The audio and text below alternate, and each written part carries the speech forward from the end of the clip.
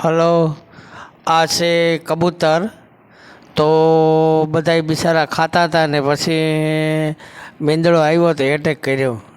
એમાં બધાય ઉડે ગયા ને આ એક બિચારું બચે ગયો. તો એણે માથામાં ઈજા કરી, પછી પગમાં ઠાવકી એવી ઈજા કરી. તો બાજુમાં જે ખાતા હતા બધાય ગ્રુપમાં, તો ઓશિતાનો મેંદડો આવે ને એટેક કર્યો. તો હવે હમણાં અમે લઈ જઈએ દવાખાને પક્ષી અભયારણ્યમાં. જો અમે અત્યારે પક્ષી અભયારણ્યમાં પૂગે ગયા. તો આ છે કેમેરામેન પ્રકાશભાઈ.